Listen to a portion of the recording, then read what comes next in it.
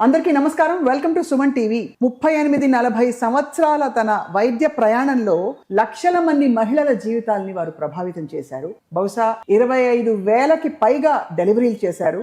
And ఇవాళ obstetrics and gynaecology రంగంలో she is a legend. అన్నిటికంటే ముఖ్యంగా she is a very inspiring personality with a passion for dance, art and life overall. And ఇంకోలా చెప్పుకోవాలంటే మన ప్రముఖ దర్శకులు నాగ్ అశ్విన్ గారి అమ్మగారు and the founder of JJ hospitals మనతో పాటు ఉన్నారు doctor Jayanthi Reddy garu. It's always an honour to meet her. నమస్కారం మ్యామ్. నమస్కారం.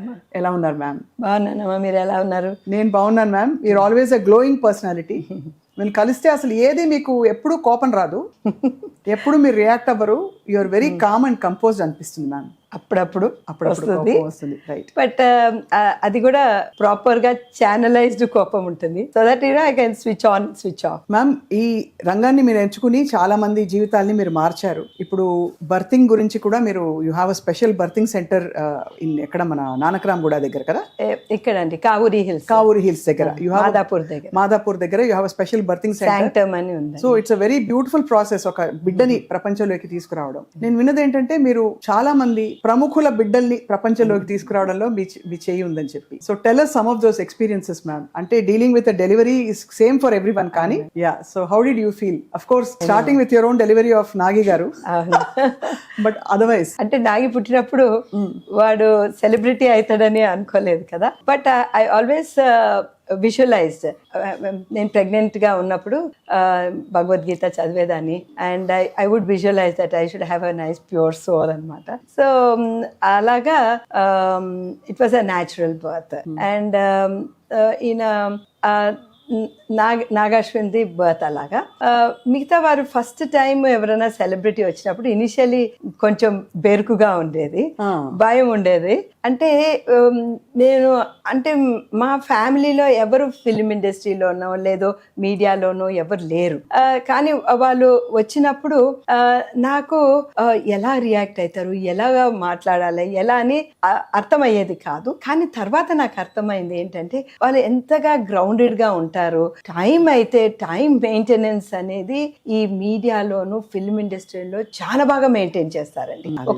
ఒక టైం ఇంటర్వ్యూకో లేదా మన చెకప్ కి ఇచ్చాము అనుకోండి, ఎర్లీ మార్నింగ్ మీ షూటింగ్ ముందు 7 o'clock రండి అంటే 7 o'clock వచ్చేసేవారండి. నేను అనుకునేది అనమాట 5కి రమ్మన్నా వచ్చేస్తారని. అంత డిసిప్లిన్ గా వచ్చేవారనమాట. సో దట్ మన అవుట్ పేషెంట్ కంటే కొంచెం ముందు వాళ్ళని చూసేసేదాన్ని, వాళ్ళకి వెయిటింగ్ టైం తగ్గించేదానికి. సో నాకు అడ్వాంటేజ్ ఏంటంటే మా ఇల్లు పైననే ఉంటుంది. సో పెంట్ హౌస్ లోనే, ఇది 4 floors అయితే పెంట్ హౌస్ లో మా హౌస్ ఉన్నది. సో మాకు ఈజీగా ఉండేది అనమాట. ఎవరైనా పొద్దున్న వచ్చినా కూడా చూసి సో ఇదే జేజే హాస్పిటల్ అయ్యాయి మా అన్ని డెలివరీస్. అప్పట్లో మనకి బర్తింగ్ సెంటర్ ఇంకా స్టార్ట్ కాలేదండి. లేదు, అది బర్తింగ్ సెంటర్ 2016 లో స్టార్ట్ అయిందండి. అవును. జేజే ఏమో 2000 లో స్టార్ట్ అయింది. అవును. సో ఆల్మోస్ట్ 16 years ఇక్కడ చేసాము. న్యాచురల్ బర్తింగ్ ఇక్కడ 2010 నుంచి 16 వరకు ఇక్కడ కూడా చేసాము. తర్వాత దానికి సెపరేట్ ఎంటిటీ ఉండాలి అని చెప్పేసి విజయకృష్ణన్ అని, తను యుఎస్ ట్రైన్డ్ మిడ్ వైఫ్ అనమాట. తనతో పాటు కొలాబరేషన్ లో మేము కావూరి హిల్స్ కి షిఫ్ట్ అయినాం అనమాట. రైట్. సో ఇక్కడ ఎవరెవరు పుట్టారు మ్యామ్ మచ్చుక్కి? అంటే who was the first celebrity who అంటే approached you for where you were? అంటే కొంచెం మీరు ఇబ్బంది పడి అమ్మో నాకు తెలియదని. టీవీ ఆర్టిస్ట్ శృతి గారు ఇక్కడే అన్నారండి. సుమ గారు, ఝాన్సీ గారు. ఓకే, సుమ గారు పిల్లలు ఇక్కడ పుట్టారు అయితే మీ అండర్లో. తర్వాత ఝాన్సీ గారు. అలాగా ఇంకా అంటే as a gynaecologist we cannot divulge any other information. So అంటే వీళ్ళందరూ బట్ డిసిప్లిన్డ్ గా టైం కి రావడం అండ్ సపోజ్ మీడియా వాళ్ళకి మాత్రము ఈవెన్ రిగార్డింగ్ ద ఇంటర్వ్యూస్ ఏమన్నా ఇవ్వాలన్నా కూడా చెకప్ కి రమ్మన్నా టైం కు ఉండేవారండి. So that is one thing I learned. And same thing నేను నోటీస్ చేశాను అనమాట దత్ గారి ఫ్యామిలీలో కూడా. ఎప్పుడన్నా మనం ఏదన్నా ఫంక్షన్ కన్నా మన ఇంటికి వస్తానన్నా కూడా ఎంత డిసిప్లిన్ గా టైం మెయింటైన్ చేస్తారు. అది నాకు కొంచెం ఆశ్చర్యం, ఎందుకంటే డాక్టర్స్ కొంచెం టైం మెయింటెనెన్స్ లో కొంచెం ప్రాబ్లం అండి. ఎందుకంటే ఇప్పుడు నేను ఓపీడీ చూస్తున్నాను. ఆ ఓపీడీలో కొంతమంది పేషెంట్స్ కి ఎక్కువ టైం ఇవ్వవలసిన అవసరం ఉంటుంది. Some people need more counselling than the others. అది ఏమైతుందంటే సపోజ్ నేను ఈ పేషెంట్ కి అంటే మనకి చూసి చూసి ఒకటి అర్థమవుతుంది, ఈ అమ్మాయికి మానసికంగా కూడా కొంచెం ప్రాబ్లం ఉన్నది. ఒక శారీరకంగానే కాదు, మనం మానసికంగా కూడా ఈ అమ్మాయిని మనం టచ్ చేయాలి అని ఒకటి ఉన్నప్పుడు, తెలుస్తున్నప్పుడు ఆ అమ్మాయితో కొంచెం ఎక్కువ టైం స్పెండ్ చేయవలసిన అవసరం ఉంటుంది. సో అండ్ నాకు అది చాలా ఇష్టం అన్నమాట, to connect to the patients. వాళ్ళది అక్కడ లోపలికి వెళ్ళి ఆ క్లిక్ అది తయారు చేసి, so that they understand where they are thinking wrong అని. కొంచెం మోర్ దెన్ గైనకాలజీ, ఫస్ట్ నేను సైకాలజీ వాడి వాళ్ళకి హెల్ప్ చేయాలని నేను ట్రై చేస్తుంటాను. సో రిగార్డింగ్ దట్, కొన్నిసార్లు కొంతమంది పేషెంట్స్ కి కొన్ని ప్రాబ్లమ్స్ ఉంటాయి అన్నమాట, ప్రెగ్నెన్సీలో ప్రాబ్లమ్స్ ఉండొచ్చు. So they need more time. Gynaec కూడా ఉండొచ్చు, ఇన్ఫర్టిలిటీ కేసు, లేదా వాళ్ళకి మిస్క్యారేజ్ అయింది అనుకోండి, ఇలాంటి పేషెంట్స్తో మనం ఎక్కువ టైం స్పెండ్ చేయాలి. సో అది మనకి అపాయింట్మెంట్లో, అమ్మ నువ్వు 10 minutes తీసుకున్నాను, నువ్వు టైం తీసుకున్నావు, నేను నీతో ఇంతనే టైం మాట్లాడతానని మనం ఒక గీత గీసుకొని మనం మాట్లాడలేమండి. అవును కదా. అందుకే డాక్టర్స్ తో మాత్రము ఇది ఒక విషయం అన్నమాట, అది అవుట్ పేషెంట్ లో జరిగే విషయం. అది కాకుండా మనం సర్జరీలు కూడా చేస్తుంటాం కదా గైనిక్. సో ఒకసారి మేము, నాకు బాగా గుర్తు అనమాట, I had to go to one function. అది ఏంటంటే సరిగ్గా అప్పుడే ఒక పేషెంట్ రప్చర్డ్ ఎక్టాపిక్ ప్రెగ్నెన్సీతో వచ్చేసింది. So she is bleeding inside. ఇలాగా gynaecologist, she was just about 10 weeks pregnancy. So ఇలాగా మీరు ఏ గైనకాలజిస్ట్ ని టచ్ చేసినా కూడా వాళ్ళకి ఈ పర్టిక్యులర్ విషయము బయటపడుతుందండి. మనం ఎన్నో అనుకుంటాం as a gynaecologist, your time is not yours. మన సర్జరీలో ఒకవేళ అపెండిక్స్ ఉందనుకోండి, వేరే గ్యాల్ బ్లాడర్ స్టోన్స్ ఉందనుకోండి, నేను ఫంక్షన్ అటెండ్ అయ్యి వచ్చి రాత్రి చేస్తానమ్మా అని చెప్పొచ్చు. కానీ గైనిక్ లో అలా కాదండి. ఈవెన్ ఆర్థోపెడిక్ సర్జరీ కూడా వాళ్ళు చక్కగా ఫ్రాక్చర్ అయినా కూడా వెళ్ళి వచ్చి చేయొచ్చు. కానీ గైనిక్ లో అలా కాదు. ఇప్పుడు రప్చర్డ్ ఎక్టోపిక్ ప్రెగ్నెన్సీ నేను వెళ్ళి వచ్చి చేస్తానంటే అంత లోపల ఆమె శరీరంలో ఉన్న బ్లడ్ అంతా పోతుంది. She will go in to shock, ప్రాణాపాయ పరిస్థితి వస్తుంది. సో మెయిన్లీ అండి, ఈ పర్టికులర్ డిపార్ట్మెంట్ లో లైఫ్ అండ్ డెత్ అనేది మాక్సిమం గా చూసేది మేమేనండి. ఎందుకంటే ఇక్కడ not only life and death of the patient, వాళ్ళ లైఫ్ నమ్మి మన చేతుల్లో పెడతారు. సో 2 ప్రాణాలు అందులో. ఒకటి అది. ఒక్కొక్కసారి ఏమైతుందంటే మనం ఎక్కడికన్నా మనం అనుకుంటాం, మనం ప్లాన్ చేస్తాం, ఇక్కడ ఏమైతుంది పేషెంట్ డెలివరీ కాదు, అప్పుడు ఎమర్జెన్సీ సిజేరియన్ అవసరం పడచ్చు, లేదా బేబీ హార్ట్ బీట్ తగ్గొచ్చు, లేదా పీపీహెచ్ అంటే పోస్ట్ పార్టం హెమరేజ్ అయిపోయి తల్లికి రక్తస్రావం ఎక్కువగా జరిగిపోతుండొచ్చు. సో ఇలాంటి సిచ్యువేషన్ లో అమ్మ నేను వెళ్ళి వస్తానని చెప్పే పరిస్థితినే ఉండదండి. So you have to be, gynaec తీసుకున్నామంటే you have to be totally dedicated and wedded to the profession అండి. Absolutely ma'am. అండ్ సింబాలిక్ గా చూస్తే ఇది సృష్టికి మీరు చేస్తున్న ఒక సేవ, అంటే bringing a new life into the world కదా ma'am. It feels so good కదా. ఇప్పటికి కూడా అండి, ఇన్నేళ్ల తర్వాత కూడా every baby that is born, you know, it gives us that thrill, it gives us the goosebumps. ఆ బేబీ ఫస్ట్ కళ్ళు తెరిచి ఏడవడము, then first latching, that is the most beautiful thing. And when the baby first latches onto the mother and breastfeeding తీసుకుంటున్నప్పుడు, these are some things, you know, I will give anything in the world to just be there at that moment. And that is so beautiful ma'am. Ma'am, single delivery లో maximum number of babies మీరు ఎప్పుడు delivery చేశారు? Twins ఆ ఇంకా అంతకంటే ఎక్కువ చూసారా? 4 చూసాను. క్వాడ్రుప్లెట్స్ వరకు అమ్మ బాబోయ్, 4 బేబీస్ ఒక పొట్టలో ఎలా పెట్టారండి? అసలు వింటాం చూస్తాం కానీ. అవునండి, యాక్చువల్లీ 8, 9 కూడా క్వింటప్లెట్స్, నానోప్లెట్స్ అవన్నీ కూడా ఉంటాయండి. ఎక్కడ ఉంటుంది అలాంటివి? అవి అయినాయండి, you know abroad, even in India they have thing. But అన్ని ఎలాగా అలాంటివండి 3 తర్వాత అండి నార్మల్ డెలివరీ చేయడం ఇస్ నాట్ అడ్వైజబుల్. ఏమైతుందంటే ఒక్కొక్క బేబీ ఒక్కొక్కలాగా ఉంటాయి. So when it is multiple pregnancy, అలాంటి వాళ్ళకి సిజేరియన్ చేసి చేస్తారు. సో 8 మంది ఏంటి మ్యామ్ ఆ పొట్టలో ఎలా సరిపోతారు? వాళ్ళు అన్ని రోజులు ఉండరు. ఫర్ ట్విన్స్ కి మనం 37 వీక్స్ అనుకున్నాం అనుకోండి, ట్రిప్లెట్స్ కి 35 వీక్స్. దట్ అంతకంటే ఎక్కువ వాళ్ళు లోపల ఉండలేరు. అదే క్వాడ్రుప్లెట్స్ అనుకోండి 33 వీక్స్ కే ఉంటారు. సో అలాగే ఎక్కువ అంటే డెలివరీ అయిపోతారు, they will set in to labour. Because ఏమైతుందంటే ద యూట్రస్ కి ఒక ఆప్టిమమ్ సైజ్ అని ఉంటది అనమాట. అది రీచ్ అయిన తర్వాత ఆటోమేటిక్ గా పెయిన్స్ రావడమో వాటర్ పోవడమో ఏదో ఒకటి జరుగుతుంది. ఇప్పుడంతా ఇన్ఫర్టిలిటీ ప్రాబ్లం వల్ల మనకి ఐవీఎఫ్ క్లినిక్స్ కి వెళ్ళి మనకి ట్రిప్లెట్స్ అవి వింటున్నాం. అవునండి. బట్ అంతమంది 7-8 కన్సీవ్ అవ్వడానికి ప్రాకృతిక కారణాలు ఏముంటాయి మ్యామ్? అది ఒక్కొక్కసారి అదే వండర్. సో మీరు క్వాడ్రూప్లెట్స్ డెలివరీ చేసిన ma'am, was it an IVF baby or it was IVF? అంటే వాళ్ళు they opted for, అంటే this was the time before fetal reduction. అప్పుడు ఇంకా సెక్షన్ చేయాల్సిన అవసరం పడింది. సో ఈ మెయిన్లీ ఏంటంటే అండి, ఈ కాలము సింగిల్ ఎంబ్రియో ట్రాన్స్ఫరే చేస్తున్నారండి. ఇది అవాయిడ్ చేద్దామని చెప్పేసి all the complications maximum twins వరకు ఉంచుతున్నారు. సో ఒకవేళ ట్రిప్లెట్స్ ఉన్నా కూడా పేషెంట్ కి ఫీటల్ రిడక్షన్ కి ఆప్షన్ ఇస్తున్నారు. అంటే ఫీటల్ రిడక్షన్ అంటే ఒక బేబీని టర్మినేట్ చేయడం. అమ్మో ఎంత కష్టం అండి ఆ తల్లికి, చాలా difficult. Which baby can you let go? అందరూ మనలో ఒక భాగం అనుకుంటే. ఐ హావ్ నౌ చూసానండి, నేను ఒక ఫ్యూ ట్రిప్లెట్స్ ని చూసాను. కొంతమంది ఏమో లేదండి మేడం మేము ఉంచుకుంటామంటారు, కొంతమంది they go for foetal reduction. But complications పెరుగుతాయా ట్రిప్లెట్స్ కి దానికి? అంటే వీళ్ళకి ఇవన్నీ కాంప్లికేషన్స్ ఉంటాయన్నమాట. ప్రిమేచ్యూర్ డెలివరీస్, తర్వాత twin to twin transfusions, and again it depends upon ఒక్క మాయ నుంచి వచ్చినాయా 3 మాయల నుంచి వచ్చినాయా, ఇలాంటివన్నీ ఉంటాయన్నమాట. ఇప్పుడు ఈ జాయింట్ ట్విన్స్ ఉంటారు కదా, అలాంటి డెలివరీ చేశారా మీరు? చేశానండి. అంటే చాలా కష్టమైన డెలివరీ కదా. ఒకసారి ఏమైందంటే లాంగ్ బ్యాక్ వెన్ స్కానింగ్స్ కూడా అంత విస్తృతంగా వాడేవారు కాదనమాట. మెటర్నిటీ హాస్పిటల్ నేను పనిచేస్తా ఉన్నాను. 1996 వరకు నేను గవర్నమెంట్ మెటర్నిటీ హాస్పిటల్లో పనిచేశాను. సో అప్పుడు అంత వాడలేదు మన స్కాన్. ట్విన్స్ అని తెలుసు కానీ కంజాయింట్ అని అంత క్లియర్ గా ఇవ్వలేదు రిపోర్ట్. చూస్తే అది ఒక బేబీ తల వచ్చేసింది, rest of the baby is not coming out. అప్పుడు సెక్షన్ చేసి చూస్తే it was a conjoint twins. ఇప్పుడు ఈ మధ్య కాలంలో ఏంటంటే మనకి స్కానింగ్స్ బాగా తొందరగా చేస్తున్నారండి. ఎన్టీ స్కానింగ్ అనేది పరిపాటి, ప్రతి ఒక్కరు కూడా 11 to 13 వీక్స్ చేస్తున్నారు. So I been couple of conjoint twins నేను టర్మినేషన్ చేశాను. Because that was at 11 weeks to 15 weeks మధ్యలో. సో అది బెటర్, కంజాయింట్ ట్విన్స్ ని బెటర్ నాట్ టు. ఇట్స్ అంటే again it's depends on what they parents కావాలా, వాళ్ళు ఏం కావాలనేది. మనకి ఫేమస్ వీణావాణి ట్విన్స్ స్టోరీ చాలా రోజులు మీడియాలో చాలా పెద్ద sensational story. But I just wonder, అంటే ముందు వాళ్ళ లైఫ్ ఎలా వాళ్ళు కొనసాగిస్తారు? అంటే వాళ్ళకి ఇంకా వేరే ఆప్షన్ ఉండదు కదా మ్యామ్, అలాగే ఉంటారు కదా లైఫ్. అంటే వాళ్ళది క్రేనియోఫేగే అనుకుంటానండి. Both the heads were fuse together. So అదే it's becomes a very complicated. One of the twin కి డెత్ అయ్యే అవకాశం ఉంటుందని. ఇప్పుడు వాళ్ళు ఎక్కడున్నారో ఏం చేస్తున్నారో నో ఐడియా.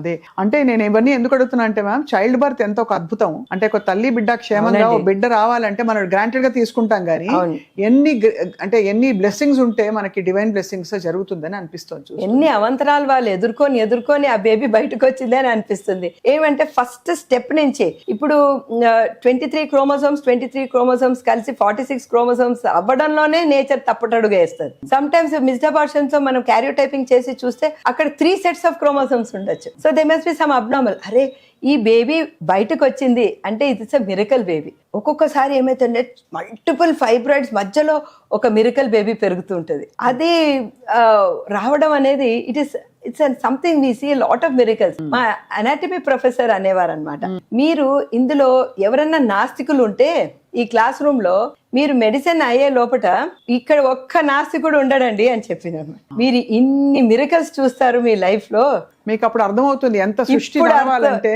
ఇప్పుడు అర్థమవుతుంది అనమాట. డాక్టర్ లిల్లీ అబ్నీజర్ అనాటమీలో చెప్పిన మాటలు అనమాట.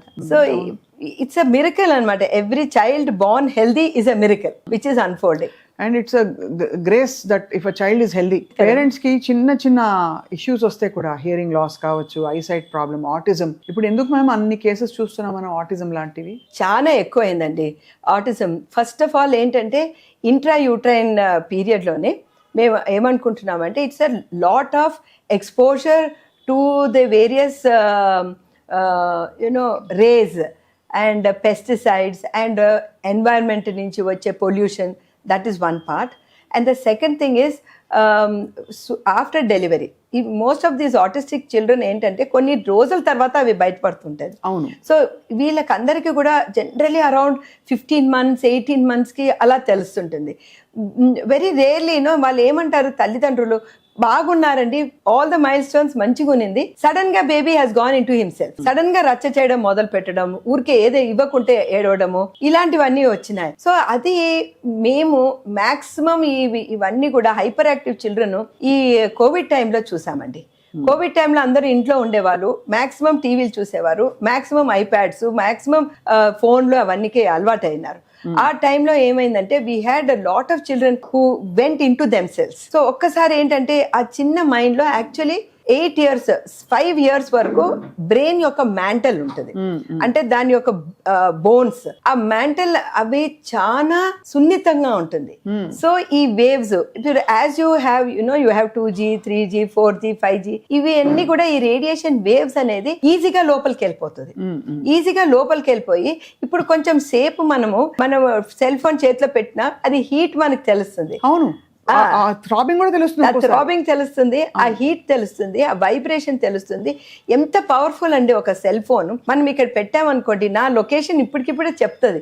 అంటే ఇక్కడ నుంచి శాటిలైట్ కి పోతే శాటిలైట్ నుంచి మళ్ళీ ఇక్కడికి వచ్చి నా లొకేషన్ ఏంటని చెప్తుంది. సో అలాంటిది ఎంతసేపు పడుతుంది ఆ బేబీ బ్రెయిన్ లోపలికి వెళ్ళి రావడానికి. So all these things are happening because of this. So maximum to maximum పిల్లలకి మనము ఆ సెల్ ఫోన్ చూపించకుండా పెంచాలండి. సో చాలా మంది ఏంటంటే భోజనం చేసేటప్పుడు ఇవన్నీ చూపించి మనము ఈజీగా భోజనం పెట్టేసేవచ్చు పిల్లలకి అని అనుకొని అవన్నీ కార్టూన్స్ ఇవన్నీ చూపించుకుంటే అట్లా అలవాటు అయిపోతుంది పిల్లలకి. అలా అలవాటు అయిపోతాను మ్యామ్. కానీ ఈ రేడియేషన్స్ వేవ్స్ వల్ల కూడా ఆటిజం లాంటి అంటే అన్ఎక్స్ప్లెయిన్డ్ కండిషన్స్ అని సెట్ ఇన్ అవుతున్నాయి అంటారు.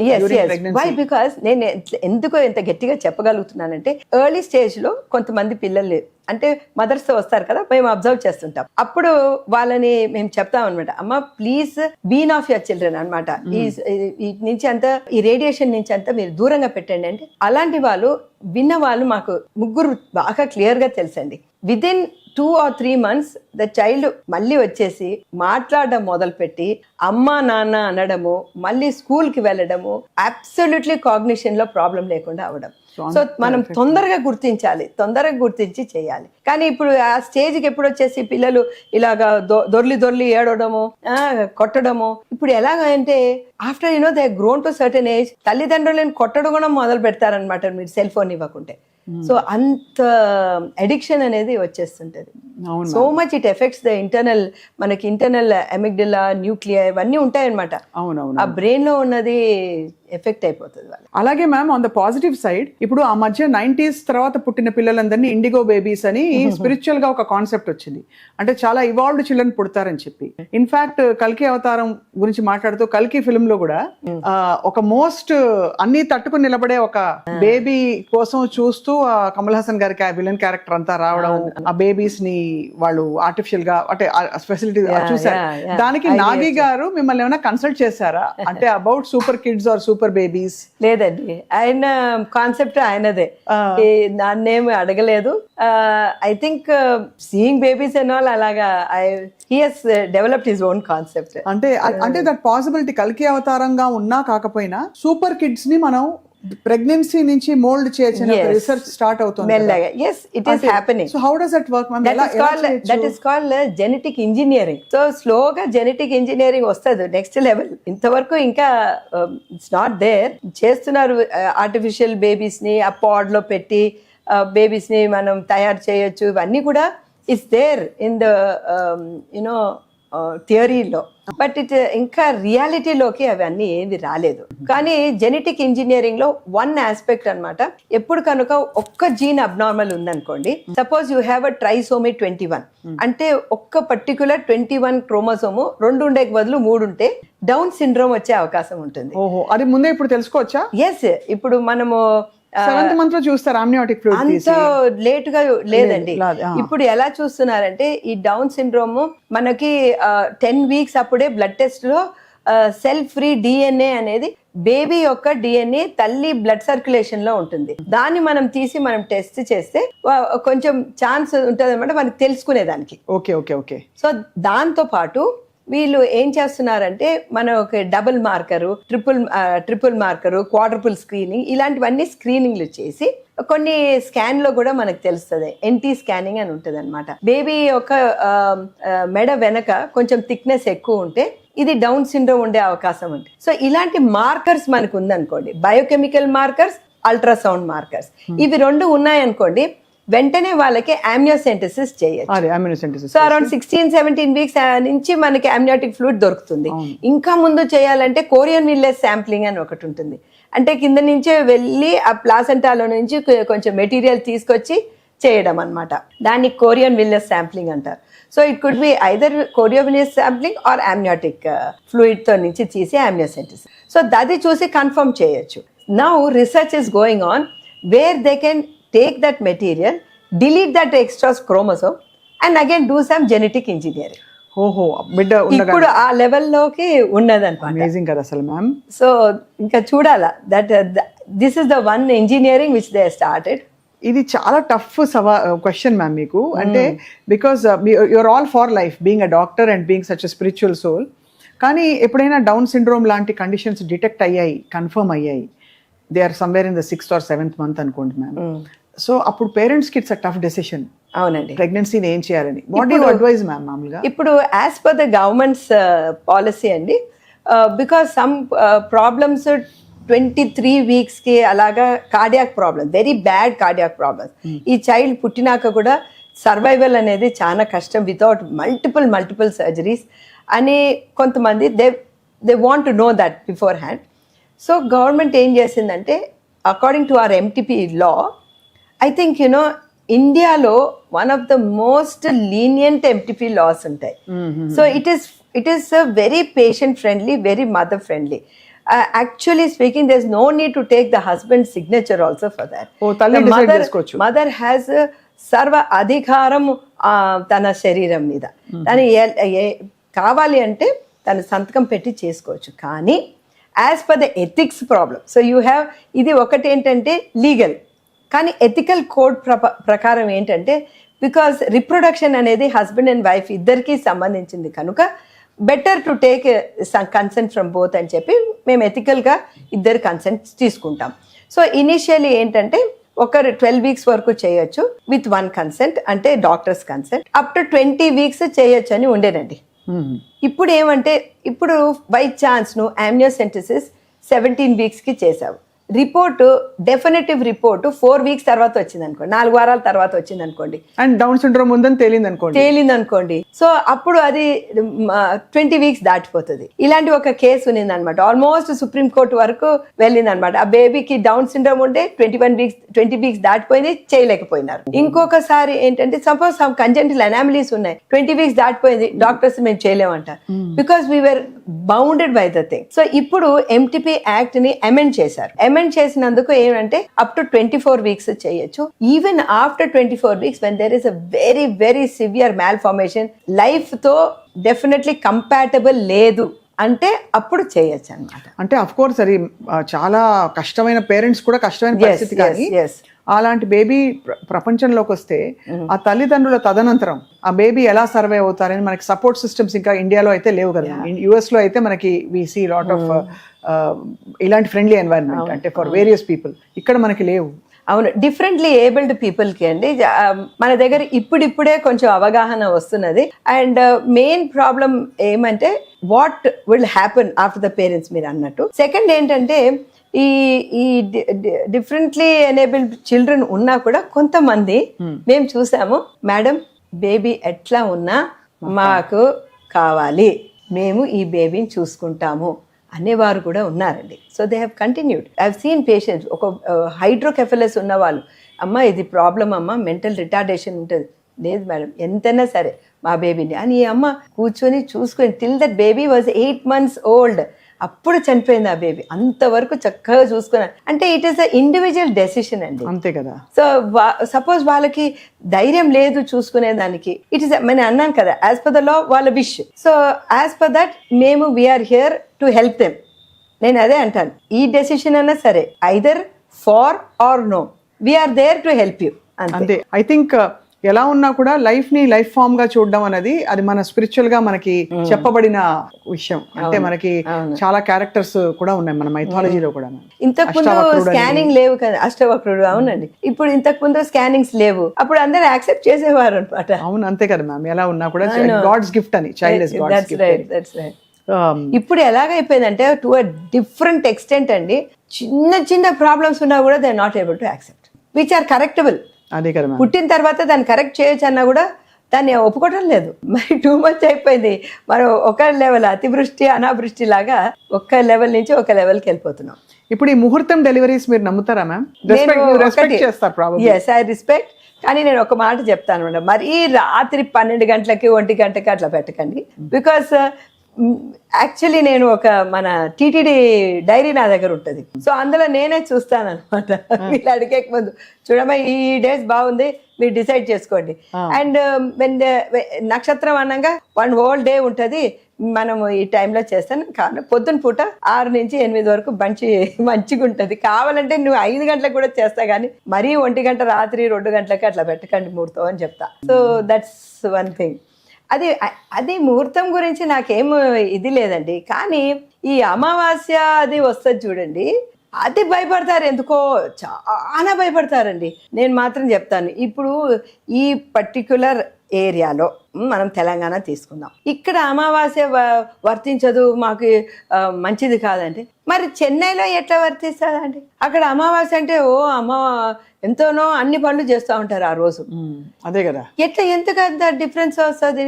సో నేను అదే అంటానన్నమాట. సరే అమావాస్య రోజు కావద్దు అని కొంతమంది ఏం చేస్తారంటే ఆ రోజు అడ్మిట్ కారు, ఎంత సీరియస్ మ్యాటర్ అయినా కూడా అడ్మిట్ కారు. అంటే వాళ్ళకి నొప్పులు వస్తున్నా నేను 2-3 times ఐ ఫేస్డ్ ప్రాబ్లమ్స్ అండి లైఫ్ లో.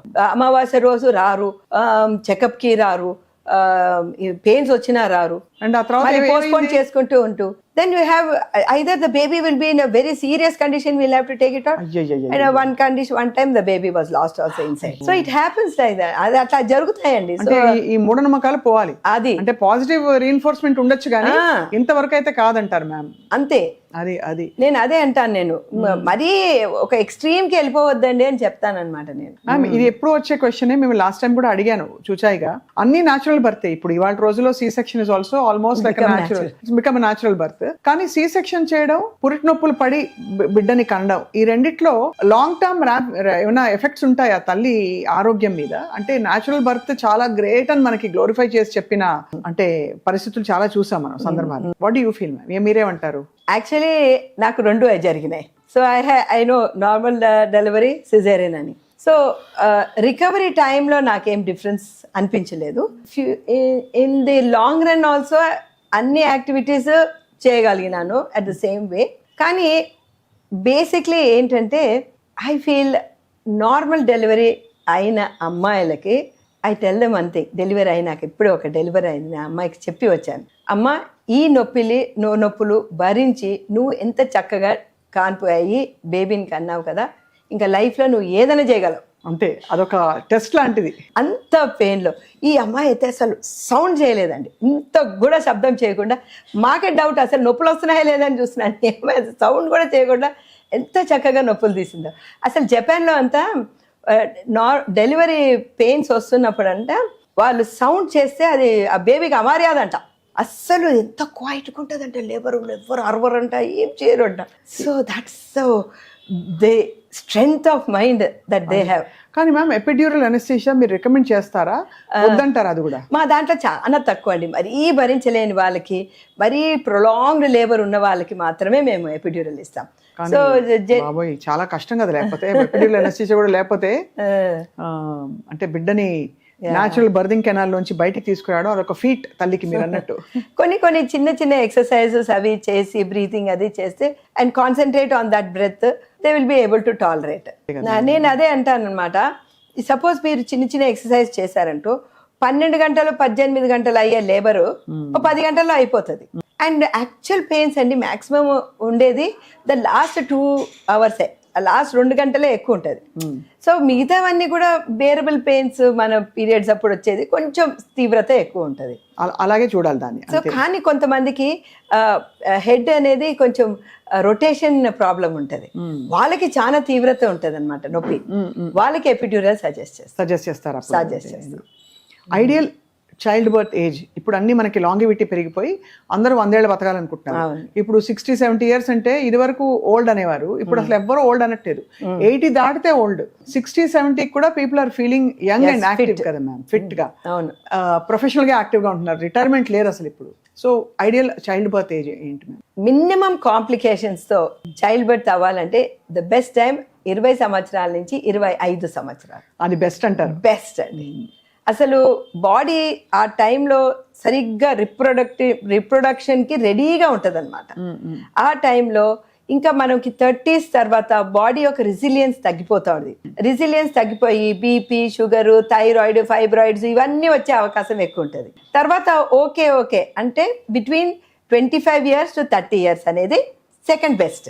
30 years తర్వాత ఈ ప్రాబ్లమ్స్ వస్తాయి. మరీ 35 years తర్వాత అండి వాళ్ళకి ఈ ఎగ్స్ లో రిజర్వ్ తగ్గిపోతుంది.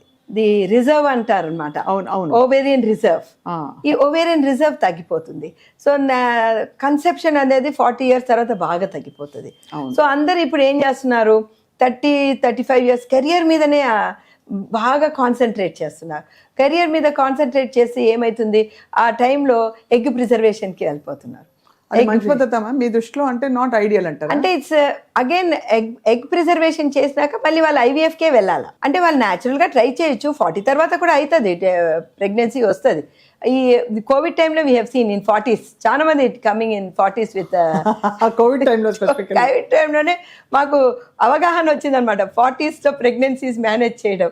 47 years was the maximum age that we have conducted the delivery అనమాట. ఇక్కడ బెస్ట్ టైం మనకి what is the best time to delivery అయితే 20 to 25 అంటారు. అవునండి, అవును. అండ్ ఈ ఎగ్ ఫ్రీజింగ్ అంటే it changes the whole play of nature. అంతే కదా. అంటే ఇదివరకు మనకి child birth are even conceiving baby అంటే ఒక సడన్ గా ఒక రెవల్యూషన్, ఒక పెద్ద న్యూస్, ఇంట్లో హ్యాపీ న్యూస్, ఆ కల్చరల్ ఇది ఉండేది. ఇప్పుడు చాలా క్లినికల్ అయిపోయింది whole process. So mechanical shift మీకు కనిపిస్తోందా, మీకు అనిపిస్తోందా జనరేషన్ షిఫ్ట్? డెఫినెట్లీ అండి. అంటే చాలా మంది ఏంటంటే ఈక్వల్ గా, అంటే బాయ్స్ గర్ల్స్ అందరికి కూడా ఎడ్యుకేషన్ వైజ్ ఈక్వల్ గా ఉన్నది కనుక మేము కూడా ఎందుకు ఉద్యోగం చేయకూడదు, ఎందుకు కెరియర్ తీసుకోకూడదు అని చెప్పి అనుకుంటారు. కానీ ఒక్కటి నేను చూశాను అనమాట, US లో అంతా కూడా they take a career break. 1 or 2 years career break ఎర్లీలోనే తీసేసుకొని 2-3 పిల్లలు అనేసిన తర్వాత మళ్ళీ కెరియర్లోకి వెళ్ళిపోవడం, అది best. That is the best thing. నేను ఎంతో మందికి నేను అదే సజెస్ట్ చేస్తాను. మీరు 30s లోకి వచ్చారనుకోండి, మీరు 20-25 yearsకి ఎడ్యుకేషన్ అయిపోతుంది, 30 years వరకు మీకు ఉద్యోగం వస్తుంది. 30 years తర్వాత ఏమవుతుంది, ఆ టైంలో మీరు టీమ్ లీడర్ అవుతారు, మరి మీరు లీడర్ అయిపోతారు, ఆ పర్టికులర్ ప్రమోషన్కి డ్యూ అవుతుంది. సరిగ్గా అదే టైంలో మీరు ఇంకా డెలివరీ కావాలా, ప్రెగ్నెన్సీ కావాలి అని అప్పుడు అనుకుంటే అప్పుడు మీకు కెరియర్ లో బ్యాక్ స్టెప్ అవుతుంది, స్ట్రెస్ అవుతుంది. ప్లస్ అది కూడా స్ట్రెస్. అదే మీరు ఫస్ట్ నుంచి కొంచెం మెల్లగానే పోతున్నారు. ఏముందండి లైఫ్, నేను ఎప్పుడు అంటే ఇది ఒక 100 meters డాషా మన life. You have to plan for 100 years. అది ఇప్పుడు వచ్చేసి ఇది అయిపోయేది కాదు కదా. అండ్ మనము ప్లాన్ చేసేది ఎలా అంటే మనం మ్యారథాన్ రన్నర్స్ లాగా మనము చేయాలన్నమాట. సో మనము మన బాడీని అలాగే బిల్డప్ చేయాలా, మన మెంటల్ స్టామినాని అలాగే బిల్డప్ చేయాలా, మన ఫ్యామిలీ ఎలాగ ఉండాలి. ఎప్పుడు కూడా మనం రిటైర్మెంట్ అయిపోయే లోపల మన పిల్లలు ఒక లెవెల్కి రావాలని మన తల్లిదండ్రులు ఎప్పుడు అనేవారు అనమాట. అవును, పర్హాప్స్ వాళ్ళలాగా కాకపోయినా కొంచెం లేట్గానే మేము డెలివరీ అయినాం. కానీ ఇప్పుడు మరీ లేట్ అవుతుంది, ఏమైతుంది, 1 child తో ఆపేస్తున్నారండి. అవును, అది కూడా కొంచెం ఇబ్బంది సింగిల్ చైల్డ్ ఫ్యామిలీ. ఎందుకంటే ఆ ఫస్ట్ చైల్డ్ 35-36 years వచ్చినాక ఒక చైల్డ్ తోనే ఆపేస్తున్నారు. ఒక చైల్డ్ తో ఆపేస్తే అంటే సింగిల్ చైల్డ్ ఫ్యామిలీస్ కొంచెం ఇబ్బంది. అవి చాలా ప్రాబ్లమ్స్ వస్తున్నాయండి. ఇప్పుడు చైనాలో చాలా స్ట్రిక్ట్ గా 1 child నార్మ్ పాటించారు. వాళ్ళు ఎంత తీవ్రతగా పాటించారంటే, సపోజ్ ఇప్పుడు ఒక స్త్రీ 8 నెలల గర్భం ఉందని వాళ్ళకి తెలుసుకున్నారనుకోండి, సెకండ్ ప్రెగ్నెన్సీ తీసుకుపోయి వాళ్ళు అబార్ట్ చేసేస్తే వాళ్ళు అంత స్ట్రిక్ట్ గా. ఇప్పుడు కూడా ఉంది అది. No, this was about in the 70s and 80s. అంత స్ట్రిక్ట్ గా పాటించి మనకంటే తక్కువ పాపులేషన్ కి తీసుకొచ్చారు. కానీ now they are facing the problem. ఆ వన్ చైల్డ్ నామ్తో ఆ ఒక్క చైల్డ్ షేరింగ్ కేరింగ్ తక్కువ, ఫ్యామిలీ యొక్క బాండ్స్ చాలా తక్కువైపోయి ఇప్పుడు వాళ్ళు ఇంకా పెళ్ళిళ్ళు చేసుకోవటం లేదు ఆ పిల్లలు. ఎందుకంటే ఆ వన్ చైల్డ్ కదా. అంటే ఫ్యామిలీ అంటే ఏంటి, ఆ బ్యూటీ అంటే ఫస్ట్ ఆఫ్ ఆల్ మనకు ఫ్యామిలీ అనేది, మనమంతా జాయింట్ ఫ్యామిలీ నుంచి వచ్చిన వాళ్ళం. దాంట్లో అది ఏంటి, న్యూక్లియర్ ఫ్యామిలీ ఏంటి, అసలు ఫ్యామిలీ అంటే ఏంటి, అదే కదా. ఇవన్నీ కూడా వాళ్ళు చూడలేదండి. ఏమంటే అక్కడంతా కూడా 18-19 years తర్వాత ఇంటి నుంచి వెళ్ళిపోవడం. So they don't have that bonding with the family. So దాంతో ఇంకా ఈ మధ్యకాలం అయితే అబ్బాయిలు భయపడిపోతున్నారు పెళ్ళిళ్ళు చేసుకోవాలంటే. So this is another thing. And divorce rates కూడా చాలా ఎక్కువ అవుతున్నాయి. సో దాంతో ఏమంటే వాళ్ళకి భయం ఎక్కువైపోతుంది. So where should be change this attitude అనేది నేను ఇద్దరు ముగ్గురు మాట్లాడినా కూడా వాళ్ళు సెకండ్ చైల్డ్కి వెళ్ళాలంటే కూడా చాలా భయపడుతున్నారు. కానీ there is a small ray of hope అనుకో, చిన్నది ఎక్కడో ఒక ఆశా కిరణం నాకు కనిపిస్తుంది.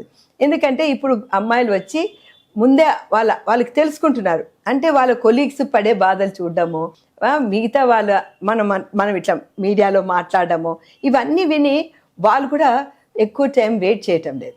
మ్యారేజ్ అయినాక now they are planning. Even నా కమింగ్ మెనీ పీపుల్ రెండోసారి ప్రెగ్నెన్సీకి కూడా వస్తున్నారు. సో ఐ థింక్ కొంచెం చేంజ్ ఆఫ్ యాటిట్యూడ్ వస్తుందేమో, మనం మాట్లాడితే వస్తుందేమో. I don't know, but the majority ఎలాగెళ్తున్నదో మనకు తెలియదు. అదే కదా మ్యామ్, ఆ బ్యాలెన్స్ కోసమే చూస్తున్నాం. And I think your the right bridge between that generation and ఇప్పుడు ఉండే over super fast generation. Doctor Jayanthi గారు, 100 ఏళ్ళు బ్రతకాలనే ఆశ అందరికీ ఉంటుంది. అది అత్యాశ అవ్వచ్చు. సో ఒక 3 మనకి రూల్స్ కానీ 3 ఇది చెప్పాలంటే ఏం చెప్తారు? What is the secret to long life? నేను ఎప్పుడు అంటాను ఒకటే, hard work never kills a man. ఎందుకంటే నేను చూశాను మా ప్రొఫెసర్స్, ఇప్పుడు మీడియాలో చాలా విస్తృతంగా అందరూ చూస్తున్నారు. డాక్టర్ సూరి శ్రీమతి మేడం మాకు ప్రొఫెసర్ మేడం. నేను MBBS చదువుతున్నప్పుడు మాకు గైనిక్ చెప్పేవారు. అండ్ మా ఫాదర్ కి కూడా కొలీగ్ గా ఉన్నారు మేడం. సో తను ఎంత హార్డ్ వర్క్ చేసేది. So it didn't effect. Hard work never kills a man. Doctor Jayashree Kirloskar madam కూడా 83-85 years వరకు తను సర్జరీలు చేస్తా ఉన్నారు అన్నమాట. వీళ్ళందరినీ చూస్తుంటే నాకు ఒకటే అనిపించింది, but if you take the stress of that will kill you. Stress is the biggest killer. yes so stress తగ్గించుకోవాలి. yes సో ఇప్పుడు నేను అమ్మ నువ్వు స్ట్రెస్ పడద్దు అని మీకు చెప్పాను అనుకోండి, అందరూ అదే చెప్తారు పాపం అమ్మాయికి, ఎస్పెషలీ ఉద్యోగం చేసే అమ్మాయికి. నేను అంటాను, మీ అమ్మలు మీ నాయనమ్మలు ఎవరు కనుక ఉద్యోగం చేయలేదో వాళ్ళు ఎంతో అదృష్టవంతులు. They did only one work at home, they took care of that family, they took care of you అని చిన్నని పిల్లల్ని చక్కగా పెంచారు. That was the beauty. And అది చాలా డివైన్ రెస్పాన్సిబిలిటీ. అది చేశారు బాగా. కానీ ఇప్పుడు నా అమ్మాయిలు పాపం ఇంట్లో పని చేయాలా, వంట చేయాలా, మళ్ళీ బయట ఆఫీస్కి వెళ్ళాలి, అక్కడ టైం లైన్స్ అన్ని ఫాలో అవ్వాలి, ఎంత స్ట్రెస్ ఉంటుంది వాళ్ళకి. So how are you going to, ఇప్పుడు నీకు స్ట్రెస్ పడద్దు అంటే ఎట్లా? సో ఉన్నంతలో ఎలాగా వాళ్ళు డీస్ట్రెస్ అవ్వాలి అనేది అది మన కరిక్యులంలోనే ఇన్కాపరేట్ చేయాలి. ముందు కాలం అవసరం లేకుండే, కానీ ఇప్పుడు చాలా అవసరం. మెడిటేషన్ అయినా సరే, ప్రాణాయామ, తర్వాత యోగా, ఇలాంటివన్నీ కూడా ఇన్కాపరేట్ చేయాలన్నమాట into the system. So much so 10th class వరకు అంత బాగుందండి. ఇంటర్మీడియట్కి వచ్చేటప్పటికి స్ట్రెస్ చాలా ఎక్కువ అవుతున్నది. సో ఆ టైంలోనే ఐ థింక్ నా విజ్ఞప్తి అందరికీ, whoever is having any tutorials and ఆ 15 నిమిషాలు వాళ్ళు ఈ యోగాకి, మెడిటేషన్కి వాళ్ళు వినియోగిస్తే వాళ్ళ బ్రెయిన్ ఎంత షార్ప్ అవుతుంది అంటే 2 గంటల్లో అయ్యే పోర్షను అరగంటలో అయిపోతుంది. సో మీరు అనుకోవద్దండి అది వేస్ట్ ఆఫ్ టైం అని. అది వేస్ట్ ఆఫ్ టైమే కాదు. నేను చాలా మంది పిల్లల్ని చూసిన, ఎవరు కనుక ఎంట్రన్స్ క్రాక్ చేస్తారో వాళ్ళు తప్పకుండా ఏదో ఒకటి చేశారు అనమాట. So they should have something. ఆ స్ట్రెస్ బస్టర్ అక్కడి నుంచే స్టార్ట్ అవ్వాలండి. తర్వాత ఆ నైతిక విలువలు అనేది కూడా ఆ ఇంటర్మీడియట్ లెవెల్లో నుంచే వాళ్ళకి రావాలి. చెప్పేవాళ్ళు లేరు మ్యామ్ ఇప్పుడు. అంటే లేరంటే అసలు లేరని మనం సినికల్ గా ఉండలేం, కానీ అవును తక్కువ అయ్యారు చెప్పేవాళ్ళు, చాలా తక్కువ. ఎందుకంటే అక్కడ మనకి ఎందుకో మరి నాకు ఇది ఇంకొకటి నేను ప్రశ్నించాలనుకుంటున్నాను. ఎప్పుడు ప్రతిసారి కూడా నేను అడగాలనుకుంటున్నాను. మా స్కూల్ టైంలో మారల్ సైన్స్ అని ఒక సబ్జెక్ట్ ఉండే. అవును, నీతి కథలు అవన్నీ అవి ఎందుకు తీసేశారండి? This is my question to the education system. దానికి వాళ్ళకి ఏమైనా ఉండొచ్చు, గట్టి కారణం ఉండొచ్చు, కానీ ఎందుకు తీసేశారు? బట్ అది ఉపయోగం లేదని తీసేశారా? అది పెడితే చిన్న వయసులో మనం నీతి కథలు చెప్తే అది లోపల ఉండిపోతుంది. ఇప్పుడు నువ్వు చిన్నప్పుడు నానా పులి కథ, సింపుల్ కథ, నానా పులి కథ అంటే నువ్వు అబద్ధం చెప్తే నిజంగానే పులి వచ్చినప్పుడు నిన్ను ఎవరు కాపాడరు, అంతే. ఎంత సింపుల్ అండి ఆ నీతి కథ. సో ఇలాంటివన్నీ కూడా ఉండాలి. నేను అంటాను, ఆ పెద్ద బాల శిక్ష మనం తీసుకొచ్చి మళ్ళీ పెట్టాలి. అది మనం కొంచెం మన ఎడ్యుకేషన్ సిస్టంలో కొన్ని మంచి ఇన్కాపరేట్ చేస్తే, మొన్న కూడా మన నిన్న కాక మొన్న నేను వింటా ఉన్నాను, నిన్న రాత్రే మన చీఫ్ మినిస్టర్ గారు, మీరు అందరూ ఉన్నారు టీచర్స్, నాకు చెప్పండి నేను చేస్తాను అన్నారు. So we have to tell hour ఆయన. ఇప్పుడు నేను ఎడ్యుకేషన్ నా దగ్గరే ఉంచుకున్నాను, అది ఎంత ఇంపార్టెంట్ అని. అవును అవును, దట్ ఈస్ ట్రూ మ్యామ్. అదే. సో ఇది నాకు 2 విషయాలండి. ఒకటి, ఈ మోరల్ సైన్స్ నీతి కథలు మళ్ళీ ఇంట్రడ్యూస్ చేయండి. ఇప్పుడు నుంచి ఇంట్రడ్యూస్ చేశారంటే వాళ్ళు పెద్దగా అయ్యే కొద్దీ వాళ్ళ మైండ్లో అంటే మొక్కై వంగంది మానై వంగుతుందా. సో చిన్నప్పటి నుంచి మనం నీతి కథలు చెప్పకుంటే అసలు వాళ్ళకి ఈ కథలు ఏమి తెలియదు. ఓన్లీ వాళ్ళకి ఏం తెలుస్తుందంటే ఆ టెర్రబుల్ కార్టూన్స్ చూస్తారండి. ఇప్పుడు అది కార్టూన్స్ కూడా ఏం తమాషా లేదు, టామ్ అండ్ జెర్రీ కార్టూన్స్ కాదు, అన్ని గేమ్స్ షూటింగ్ ఏంటో అన్ని. ఎంత వైలెన్స్ అంటే దాంట్లో 10 years లోపల 10,000 hours ఆఫ్ వైలెన్స్ చూస్తున్నారు పిల్లలు. అవును, కరెక్ట్ మ్యామ్, అన్ని అవర్స్ ఆఫ్ వైలెన్స్. సో ఈ మనము చిన్నప్పటి నుంచి ఇవన్నీ మనము చేసాము అంటే ఇంకొక 15 సంవత్సరాలలో వచ్చే పౌరులు వాళ్ళు ఈ నైతిక విలువలతో వస్తారండి. సో వాళ్ళకి బొంబార్డ్మెంట్ అవుతున్నది, కానీ మనం కూడా టీచర్స్ అప్పుడు మాటలు వింటారు వీళ్ళు. అది ఒకటి చాలా ఇంపార్టెంట్. అండ్ వాళ్ళకి స్ట్రెస్ బస్టర్స్ లాగా ఉండాలి, అది కూడా చాలా ఇంపార్టెంట్. ఇదంతా కూడా మన చిన్నగా మీరు ఎవరైనా మనం లాంగ్ లైఫ్ ఉండాలంటే అందరూ ఒకటే చెప్తారు, మంచి సరైన పౌష్టికాహారం తినాలి, సరిగ్గా ఎక్సర్సైజ్ చేయాలి, సరిగ్గా నిద్రపోవాలి అనే అది.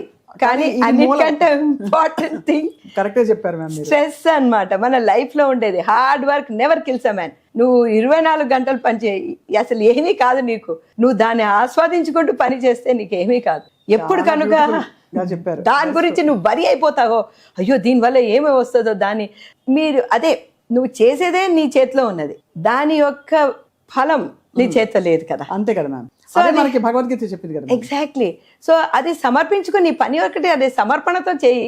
అండ్ ఆల్సో ఇంకొకటి మన దగ్గర ఉండేది ఆ శరణాగతిది లేదు, సరెండరెన్స్ అస్సలు లేదు. సో ఇవన్నీ కూడా ఎక్కడి నుంచి వస్తుంది? మా తెలుగు టీచర్ ఇంకా నాకు టచ్ లో ఉన్నారండి. ఆవిడ చెప్పిన మాటలు మాకు ఇప్పటికి కూడా గుర్తుంటుంది. సో ఇవన్నీ చాలా అవసరం అండి. స్పిరిచువల్ వాల్యూస్ మ్యామ్, అండ్ ఎంత బ్యూటిఫుల్ పాయింట్స్ చెప్పారు మీరు. అంటే మీరు అన్నట్టు అందరూ టైంకి తిను, అరగంట నడు, 10,000 steps నడు చెప్తారు, కానీ ఇవి చెప్పలేదు. ఇది చాలా బ్యూటిఫుల్ గా చెప్పారు మీరు మ్యామ్. మీరు నాగికి మీ పాపకి అలాగే చెప్పించారా? అంతే. నేను ఒక్కటే చెప్తానన్నమాట వాళ్ళకి, మీరు లైఫ్లో విచక్షణ జ్ఞానం వచ్చింది అంటే నేను ఒక తల్లిగా సక్సెస్ఫుల్ అని అనుకుంటాను అని అంటారు. You feel proud of them. I feel proud. This because they know what is good, what is bad. అది ఉంటే చాలు. And మీరు you became good human being. grandmother again recently. Congratulations.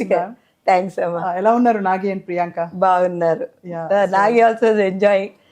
పాప పుట్టింది, బాబు ఇప్పుడు పాప. సో అది, so congratulations to your entire family ma'am. Thanks మా. సో ఫైనలీ డాక్టర్ జయంతి గారు, మీ డాన్స్ చూడాలని మేము అందరం తరించిపోతున్నాం. పాపం మీకు షోల్డర్ పెయిన్ వచ్చింది. So sorry, I hope you get well soon ma'am. I will get it okay. Fit dance చేసేస్తారు కదా మీరు? చేస్తా, ఇది అయినాక చేస్తా. ఫుట్ వర్క్ అంతా కూడా చేసేస్తారా? ఫుట్ వర్క్ నో ప్రాబ్లం, ఇది చేయ కదవటం లేదు. గాట్ ఎ స్ప్రెయిన్ ఇక్కడ. మా సుమన్ టీవీ రోషన్ పిల్లలు కూడా మీ దగ్గర పుట్టారు. అవునండి, అదే నేను రీసెంట్ నాకు ఎవరో చెప్పారు వస్తున్నారు ఇలాగా అని చెప్పంగా. That's great ma'am. So a lot of people అంటే it shows the trust people have in you ma'am. Ma'am, single child families తో పాటు ఇప్పుడు ఓవరాల్ గా మనకి ఏపీ సీఎం చంద్రబాబు నాయుడు గారు కూడా ఐ థింక్ పిలుపునిచ్చారు చాలా మందిని పిల్లల్ని కనండి అని చెప్పి. సో ఒక టైంలో there was family planning, but why do we need this అని మీకు అనిపిస్తుంది యాజ్ అ గైనకాలజిస్ట్? ఇప్పుడు మనము డెమోగ్రఫీ అని ఉంటది అనమాట, అంటే పాపులేషన్ డైనమిక్స్. ఈ పాపులేషన్ డైనమిక్స్ ఎలా ఉంది అంటే కొన్ని రాష్ట్రాలలో, మన దేశంలోనే తెలంగాణ, ఆంధ్రప్రదేశ్, కొన్ని తమిళనాడు, కొన్ని ఏరియాస్ లో, కేరళలో వాళ్ళకి అంటే ఒక కపుల్ కి 1.5 పిల్లలు ఉన్నారు అంతే. యావరేజ్ అంటే 1.6. అంటే ఇప్పుడు ఒక ఎథనిక్ గ్రూప్, అంటే ఒక ఎథనిక్ గ్రూప్ తీసుకోండి. తెలుగు వాళ్ళు ఒక ఎథనిక్ గ్రూప్, తమిళియన్స్ ఒక ఎథనిక్ గ్రూప్, మలయాళీస్ ఒక ఎథనిక్ గ్రూప్. ఒక ఎథనిక్ గ్రూప్ మనం తీసుకున్నా అంటే ఈ ఎథనిక్ గ్రూప్ ప్రాపగేట్ అవ్వాలి అంటే తరతరాలుగా ఉండిపోవాలి అంటే వాళ్ళ యొక్క ఫర్టిలిటీ ఇండెక్స్, దీని ఫర్టిలిటీ ఇండెక్స్ అంటాం అనమాట. అంటే ఒక కపుల్ కి ఇంతమంది పిల్లలు ఉండాలి, వాళ్ళ యొక్క ఫర్టిలిటీ ఇండెక్స్ 2 కంటే ఎక్కువ ఉండాలి. 2.2 ఉండాలి యాక్చువల్లీ. సో మన దేశంలో ఎక్కడ ఎక్కువ ఉంది మ్యామ్? నార్త్ ఇండియాలో కొంచెం ఎక్కువ ఉందండి. సో ఉత్తరప్రదేశ్ ఆ బెల్ట్ లో, బీహార్ బెల్ట్ లో ఆల్మోస్ట్ 3.6 అట్లా ఉంటది. ఎథనిక్ గ్రూప్స్ కంటిన్యూ అవుతాయి, అవి కంటిన్యూ అవుతుంది.